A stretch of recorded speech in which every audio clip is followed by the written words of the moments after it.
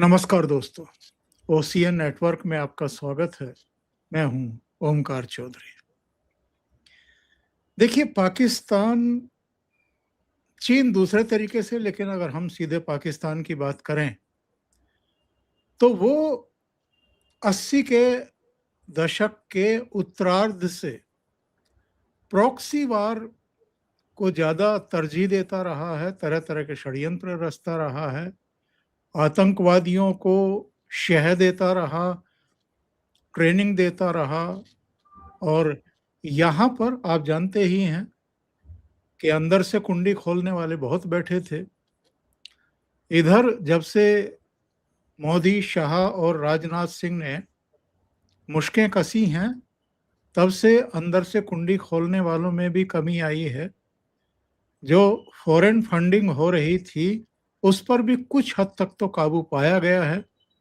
आतंकवादियों का खात्मा हुआ है, नक्सलवाद पर प्रहार हुआ है, अलगाववादियों को अलग-थलग करने की कोशिश हुई है।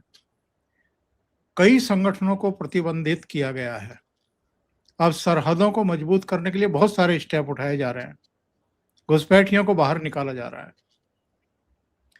देश को सुरक्षित करने की कोशिशें हो रही हैं। तो जो पाकिस्तान, और इसमें मैं अब चीन को भी लाऊंगा, जो नक्सलवादियों के लिए दाएं बाएं से अपनी मदद उपलब्ध कराता था, ये अब बिलबिलाए हुए हैं, क्योंकि हम आत्मनिर्भरता की तरफ बढ़ रहे हैं।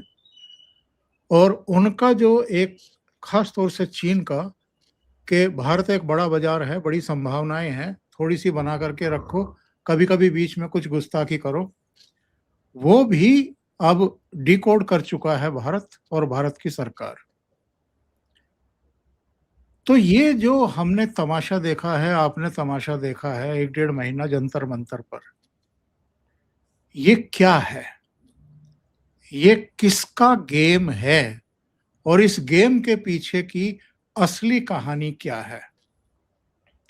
आप जानते हैं, यह पहला मौका नहीं है साहब, ये 5वां मौका था।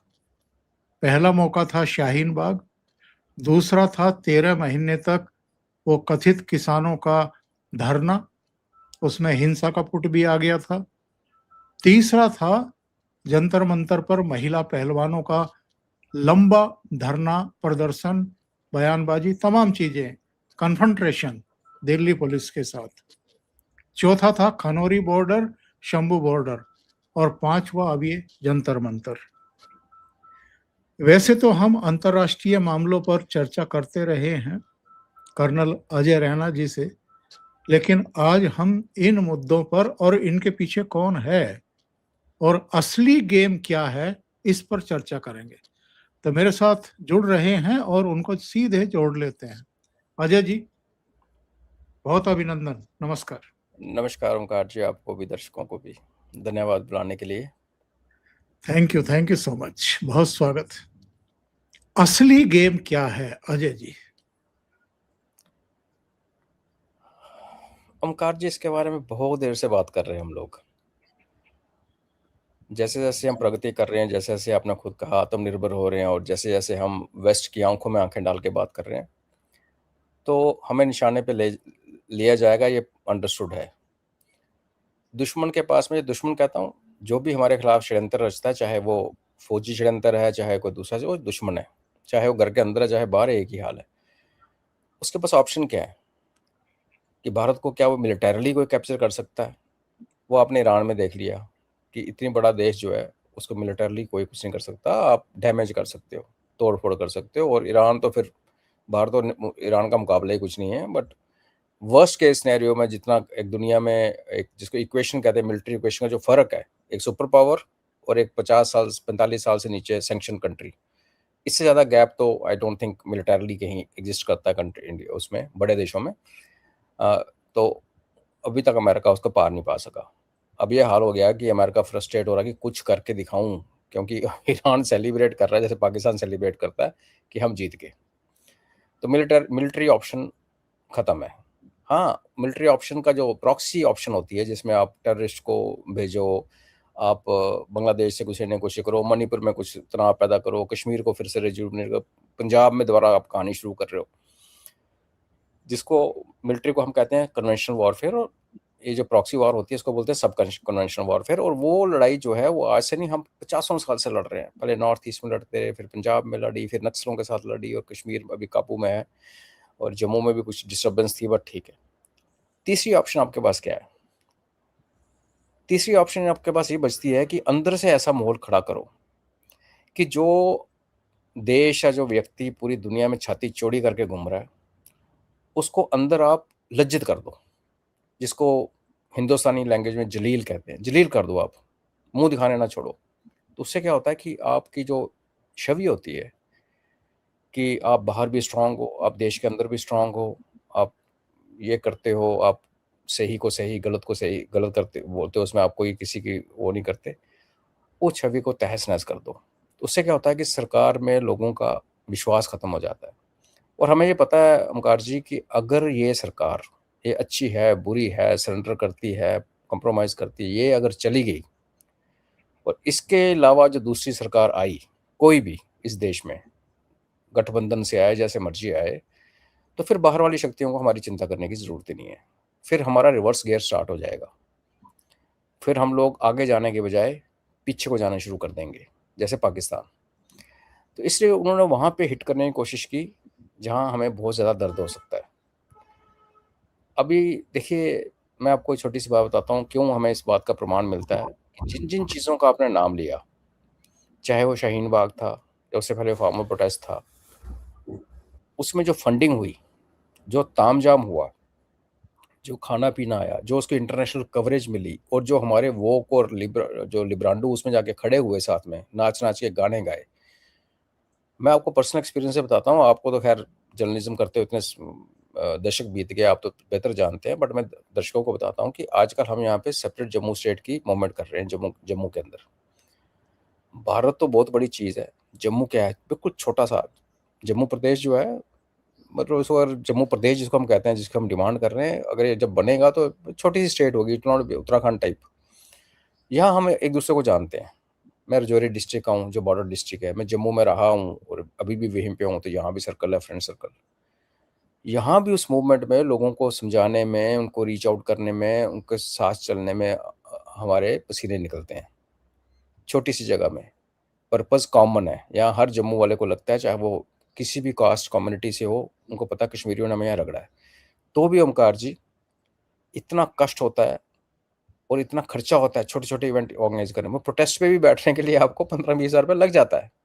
अब 10 बंदे भी लेके जाओ, ये नहीं कि आप उनको पैसे दे रहे हो, आपको पोस्टर बनवाने हैं, आपको बैनर बनाना है, आपने जो लोग बैठे हैं उनको पानी वानी पिलाना है, कई लोग जो नहीं आ सकते उनके लिए गाड़ी, तो मतलब वो कहने को कुर्सियां डलवानी है, मंच बनाना है, शमयाना, अभी बारिश माइक जी जी, रखवाना है, इन्हीं सब चीजें। एब्सोल्युटली। एक नॉर्मल सा सेमिनार 3 घंटे का, जिसमें 50 बंदे बैठे हों, 35 से 40 हज़ार रुपये लगता है। तो हम लोग फिर सोचते हैं, अभी हमने किसी से बाहर से कंट्रीब्यूशन नहीं ली है, पर हमें पता कि कितना कष्ट होता है। उसके विपरीत आप ये देखें कि एक बंदा उठता है, जिसका दोस्त ये कह रहा है कि ये बेरोजगार था, 6 महीने से नौकरी ढूंढ रहा था, जिसको सिसोदिया ने बाहर भेजा था। दूसरा जो दास है वो तो है ही इनका, और तीसरा जो रंका है वो तो इनका IT सेल हैंडल करता है आम आदमी पार्टी का। आम आदमी पार्टी ने पंजाब फार्मर प्रोटेस्ट में बड़ा गंदा गेम खेली थी, सबको पता है। उसमें खालिस्तानियों को फैसिलिटेट उनकी अपनी पार्टी के लोगों ने बोला कि इसमें खालिस्तान की फंडिंग आती है। तो ये वो बंदा वहाँ से आता है, यहाँ उतरता है, और यहाँ पे एयरपोर्ट पे जंतर मंतर जाता है, उसको चक्कर वक्कर आ जाते हैं, चला जाता है, और उसके बाद देहरादून में थप्पड़ खाता है, फिर वो जयपुर में जाके मुंह काला करवाता है, और फिर उसके बाद एक आके वो यहाँ बैठ जाता है सोनम वांगचुक के साथ। और फिर एक लल सी फेज आती है, जिस टाइम हम सारे राष्ट्रवादी कह रहे थे इनको उठा के बाहर फेंको, इनफ हो गया ड्रामा। एक बार जब पहली बार जंतर मंतर में से चक्कर वक्कर आए थे, उसके बाद जंतर मंतर आने नहीं देना चाहिए था। चलो वो जो हो गया उसको कुछ नहीं कर सकते। उसके बाद मोबिलाइजेशन देखो आप, इंस्टाग्राम पे तो ऐसा फ्लड आया। और अगर मैं, क्योंकि मैं जैसे अपने एजुटेशन की बात कर रहा हूँ, अगर मेरे को जम्मू के लोगों को, सिर्फ जम्मू के लोगों को अवेयर करने के लिए अगर मेरे को इंस्टाग्राम पे वो फ्लड लाना है, तो मुझे कम से कम 10 करोड़ रुपए चाहिए जम्मू सिटी के लिए, ताकि मैं इंस्टाग्राम में इतना फ्लड कर दूं कि जम्मू का कोई भी बच्चा, कोई भी लेडी, कोई भी मेल खोले तो उसको इंस्टाग्राम पे हम लोग नज़र आए, जम्मू प्रदेश के पोस्टर नज़र आए। आप हिसाब लगाइए ये कैंपेन कितनी बड़ी थी कि पूरे भारत में फ्लड आ गया इंस्टाग्राम पे, और वो फ्लड भारत में नहीं आया, एनआरआईज़ को भी इम्पैक्ट कर गया। और उसका आप देखो अंजाम क्या हुआ, जो अश्लीलता, जो हमारे असभ्यता और क्या-क्या इसके वर्ड जो करे, वो हम सब ने देखा। तो उसमें अभी मैं परसों आपका शो देख रहा जयपुर डायलॉग में, तो वो एक सज्जन कह रहे थे कि गाड़ियाँ कहाँ तोड़ी, तो मैं अब वेट ही कर रहा था कि आप फ़ोन उठाएँगे और वीडियो दिखाएँगे जिसमें गाड़ियाँ तोड़ते हुए वो खुद ही दिख रहे हैं लड़के। तो शायद उस टाइम वीडियो नहीं था आपके पास, तो वो सब ने देखा, उसके बारे में बात करने की कोई ज़्यादा वो नहीं। जो जो आपका क्वेश्चन है, तो ये क्या है कि दुनिया की सारी शक्ति, चाहे वो सोरोस कहें, चाहे उसको डीप स्टेट कहें, चाहे पाकिस्तान का आईएसआई और ये बांग्लादेशी जो हैं, ये टूल्स हैं। इनके पास अपनी कोई औकात नहीं है। इनको पैसा मिलता है, काम करते हैं। चाइना पैसा देता है, यूएसए पैसा खर्चता है, डीप स्टेट जिसका कि आजकल ट्रंप के आने के बाद इन्फ्लुएंस यूरोप में ज़्यादा है, वो पैसे खर्चते हैं। और फिर हमारे अंदर लोग हैं ओंकार जी, जो चाहते हैं ये सरकार हटे। आप बहुत बड़े इंडस्ट्रियल हाउसेज हैं, बजाज, मैं आपको नाम लेके बताता हूँ, जिसको बहुत चिढ़ है हमारी सरकार के साथ। बजाज का एड जो आती थी, भारत का क्या मेड इन, वो बजाज बाइक की आती थी, भारत का बुलंद, भारत की बुलंद तस्वीर, हमारा बजाज एड आती थी। उनके जो जितने प्रोडक्ट्स हैं सारे मेड इन चाइना है, उनके डिब्बों पे लिखा होता है।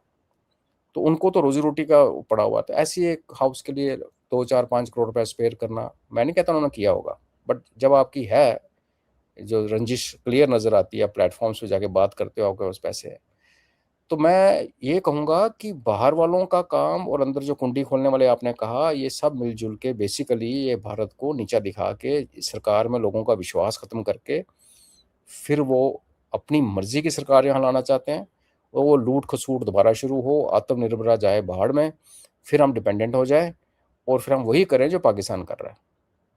क्योंकि हमने 2014 में भारत को 5 बीमारू इकोनॉमीज में जाते हुए देखा। पाकिस्तान को तो बीमारू क्या, वो तो आईसीयू में है, लेकिन वो इतनी छोटी इकोनॉमी है कि वो बॉदर नहीं करता। भारत जैसी इकोनॉमी अगर बीमारू हो जाए, तो 1.5 बिलियन लोगों का खाना पीना रहना, जो 80 करोड़ लोग फ्री में राशन मिलता है, सब चला जाएगा। उसकी परवाह किसी को नहीं है। तो ये अंतर्राष्ट्रीय ताकतें हैं, प्लस हमारे अपने अंदर के लोग हैं, और टारगेट बड़ा सिंपल, जो प्रेजेंट गवर्नमेंट है। ये गवर्नमेंट अच्छी है, बुरी है, क्या करती है, उसकी हम डिबेट कर सकते हैं। हमने चुनी है, हम सवाल भी पूछेंगे। हमने चुनी है तो हम उनको क्रिटिसाइज भी करेंगे, वो हमारा हक बनता है। लेकिन हम गाली नहीं निकालते, क्योंकि हम सरकार को अपना देश का एक रूप में देखते हैं। तो ये है जो ओवरऑल जो कहानी है।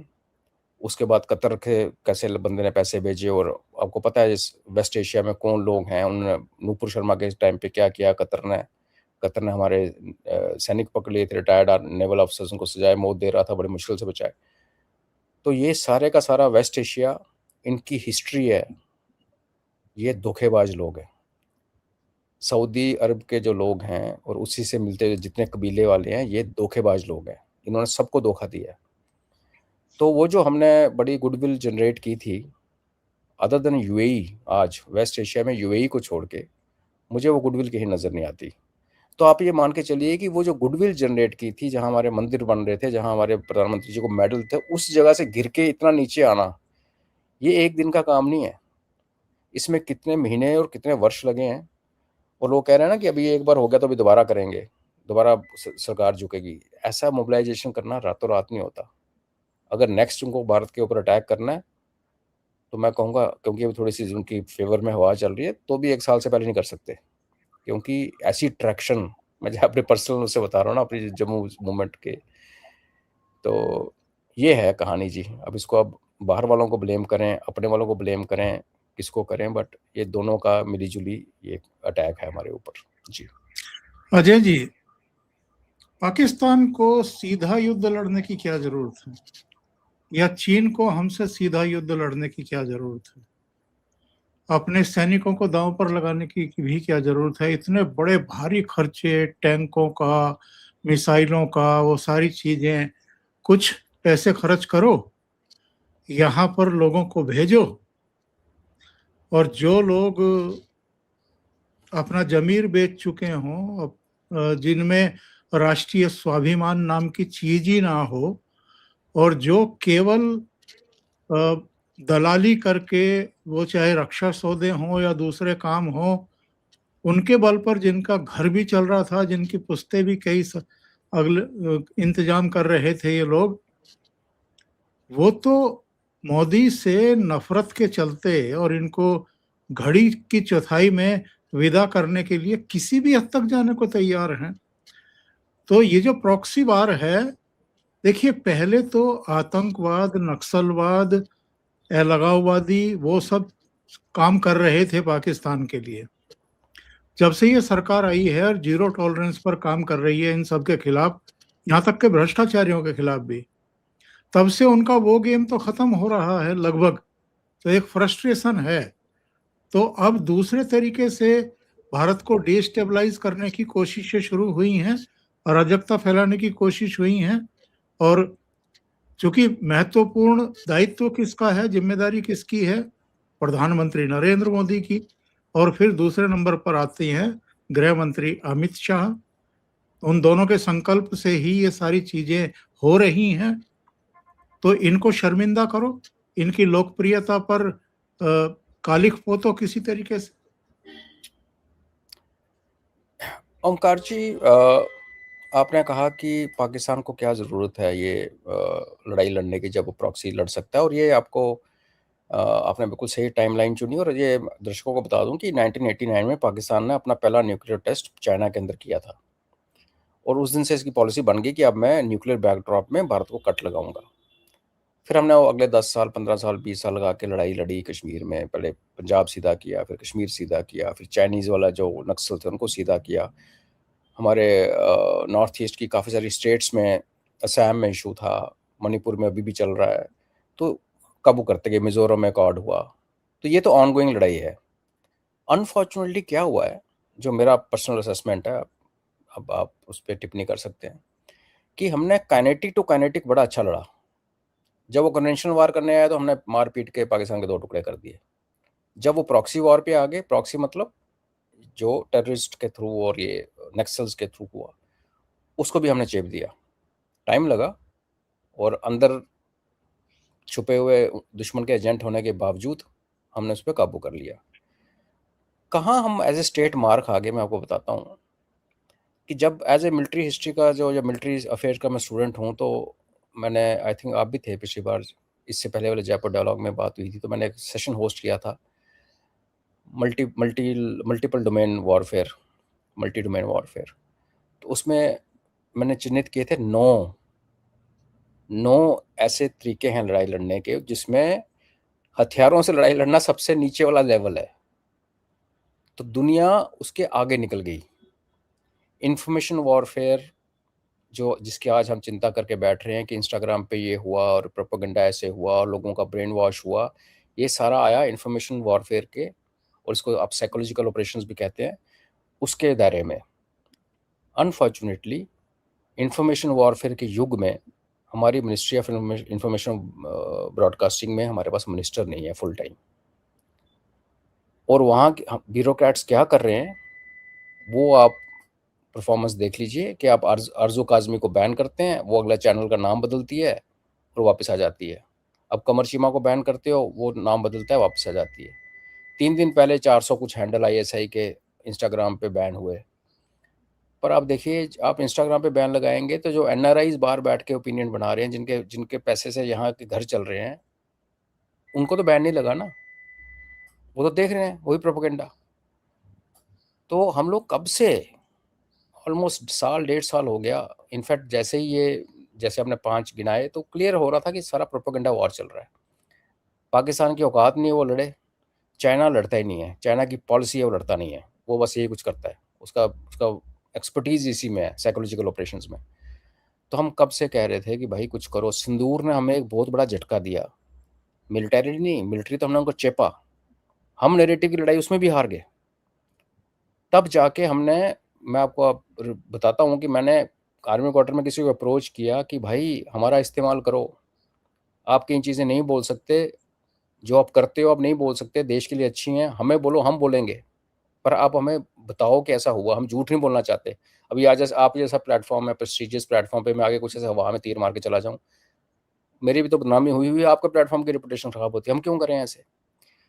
मगर कुछ नहीं, प्रधानमंत्री जी ने वो इन्फ्लुएंसर बुलाए, और उन इन्फ्लुएंसर में आपको पता वो कौन कौन थे। अब प्रधानमंत्री जी थोड़ी देखते हैं यूट्यूब बैठ के, एक नीचे सिस्टम पता है ना। पता नहीं किसका चयन था वो।